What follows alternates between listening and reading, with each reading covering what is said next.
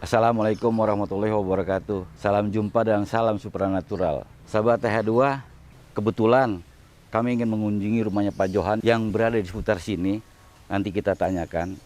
Karena sempat membuat geger di desa sini mengenai namanya Pak Johan. Apa dan bagaimananya, mari ikuti kami untuk menyusuri rumahnya Pak Johan.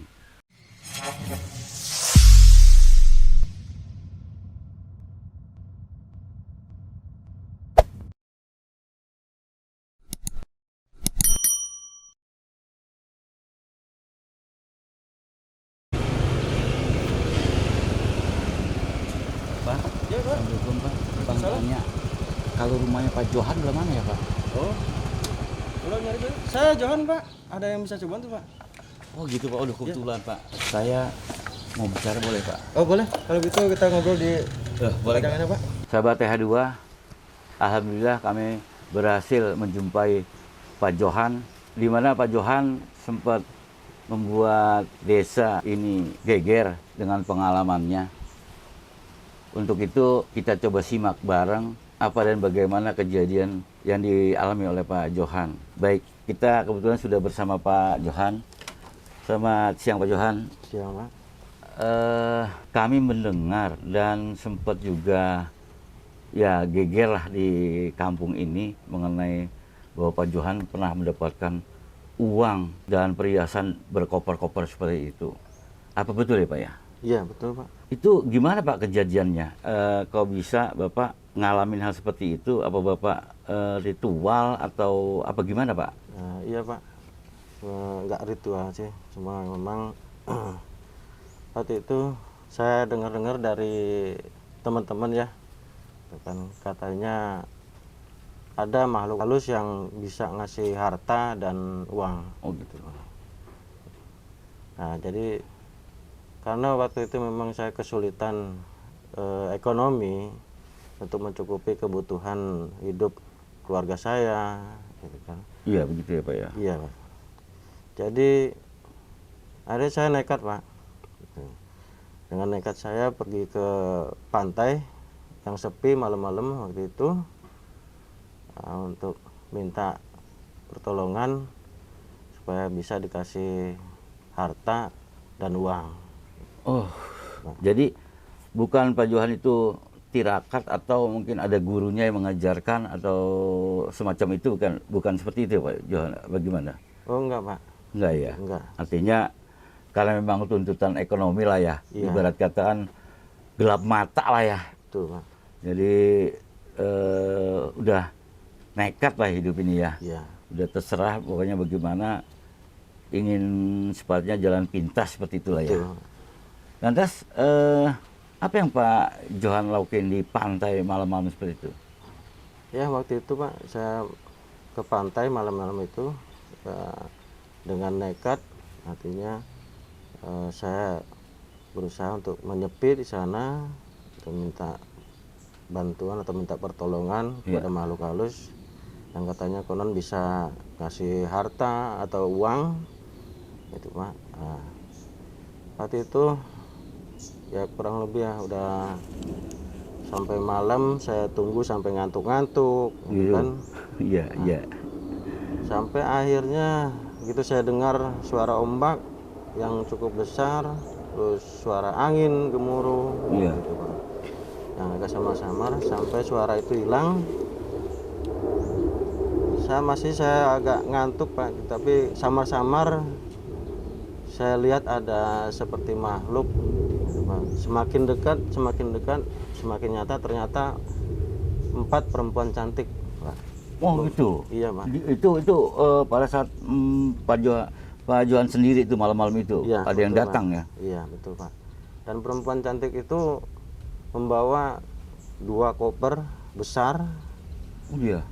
yang lalu diserahkan ke saya. Lalu dari salah satu perempuan itu juga menyuruh saya untuk membuka koper tersebut. Saat saya buka koper yang pertama, di situ ada perhiasan emas segala mantap, macam, Pak. Itu. Lalu untuk yang kedua, begitu saya buka, ternyata tumpukan uang, Pak, yang cukup banyak gitu. Nah, namun ketika saya buka koper yang kedua yang isinya tumpukan uang tersebut, Iya.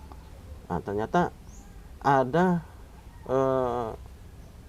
wajah anak saya yang paling kecil, Pak, Oh gitu. dan itu teriak-teriak minta tolong, nangis-nangis, Pak, gitu. Jadi pada saat Pak Johan buka Iya, tas yang berisi uang itu, ada wajah anak bapak yang paling bungsu gitu ya, ada anak saya yang paling kecil itu, yang Pak. teriak-teriak minta Iya, tolong. minta tolong, Pak, gitu. Kaget apa dia, Pak Johan pasti ya? Ya, kagetnya bukan main, Pak, Iya. gitu. Karena memang di awal saya terkejut dengan dikasih harta, perhiasan-perhiasan emas, dan yang kedua saya lebih kaget lagi ketika saya buka koper yang kedua, itu isinya tumpukan uang. Iya. Nah, yang lebih kaget lagi ketika saya buka tumpukan uang itu, ternyata ada wajah anak saya yang seperti hidup minta tolong, Pak, sambil nangis-nangis gitu, Pak. Nah, dengan kaget itu saya buru-buru saya tutup koper yang berisi uang tersebut.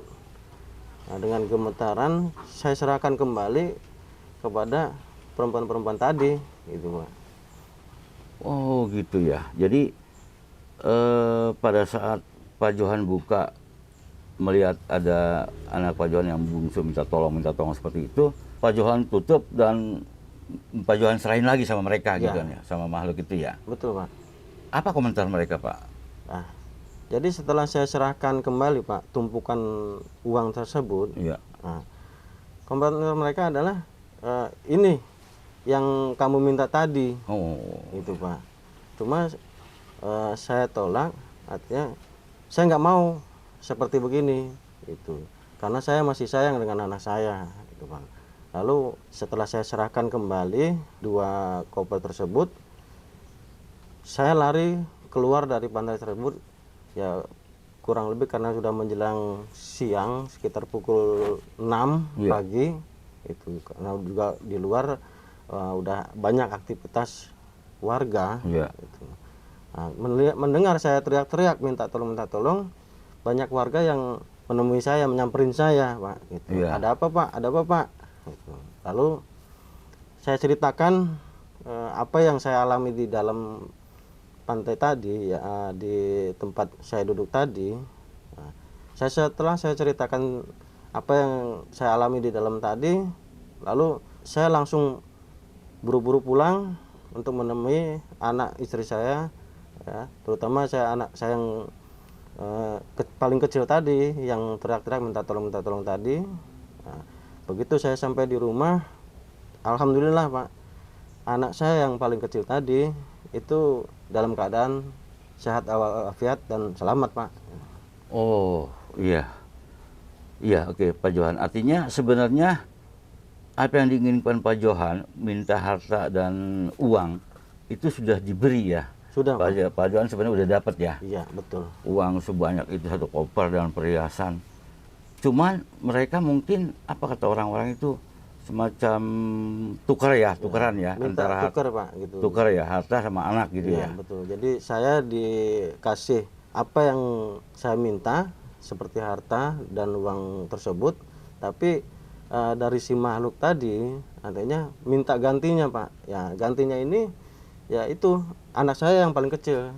Cuma karena saya sayang dengan anak saya yang paling kecil ini, nah, akhirnya saya tolak, Pak, pemberian itu, dan saya kembalikan lagi ke makhluk tadi yang berbentuk perempuan cantik tadi. Oke, berarti itu Pak Johan lihat perempuan-perempuan cantik ya malam Betul. itu ya, yang membawa koper itu. Lantas Iya. setelah Pak Johan tersadar, kita memang butuh uang kali ya. Betul. Mungkin kalau orang-orang yang gelap mata, mungkin akan Pak Johan, mungkin seperti Pak Johan gitu, Pak Johan bisa ambil aja ya Iya, betul. uangnya atau perhiasannya. Tapi karena Pak Johan berpikir soal keselamatan anak mungkin ya. Iya. Waduh, itu sebenarnya itu yang diharapkan orang, bahwa banyak yang sudah, katakanlah orang sampai ritual dan segala macam itu minta uang, alhamdulillah sudah dikasih, cuma karena memang nggak mau dengan tukar guling atau tumbal bahasa sekarang itu ya. Betul, Pak. Makanya Pak Johan kembalikan lagi ya. Iya, saya kembalikan lagi, Pak. Dan itu Pak Johan setelah minta tolong, memang waktu sudah siang dan udah banyak aktivitas orang-orang di sana ya. Jadi mereka mungkin terkaget-kaget melihat orang yang lari keluar dari pantai minta tolong ya. Iya, betul, Pak. Waduh. Dan Warga ini banyak kaget gitu, karena melihat mungkin kok ada orang keluar sendirian gitu kan. iya, Nah, lalu minta tolong ya. karena saya minta tolong, orang itu langsung temuin saya gitu, Pak. Iya. Baik Pak Johan. Untungnya ya kita memang butuh uang dan harta Pak Johan ya dalam hidup ya. Betul. Tapi untungnya Pak Johan masih memilih keluarga ya. Dengan rasa kaget mungkin Pak Johan atau takut ya. Jadi meninggalkan semua koper itu menyerahkan lagi kepada mereka ya. Saya serahkan kembali, Pak. Iya, iya. Ya, itu pengalaman pribadi Pak Johan ya. Betul, Pak. Pantesan Pengalaman pribadi. di desa atau di kampung ini cukup geger Pak Johan punya pengalaman seperti itu karena memang jarang sekali orang yang katakanlah sampai bisa mendapatkan apa yang diinginkan dibantu sama makhluk-makhluk laut seperti itu. Iya. Baik Pak Johan, terima kasih. Ini mudah-mudahan kisah ini bermanfaat buat sahabat-sahabat TH2 bahwa dalam perjalanan hidup kita semua butuh uang dan harta, tapi sebaiknya harus didapat dengan cara yang benar dan cara yang halal. Sahabat TH2, sampai di sini kisah yang bisa kami sampaikan. Kami mohon pamit. Jangan lupa selalu bersalawat kepada Nabi Muhammad SAW. Terima kasih. Assalamualaikum warahmatullahi wabarakatuh. Tetap hati-hati.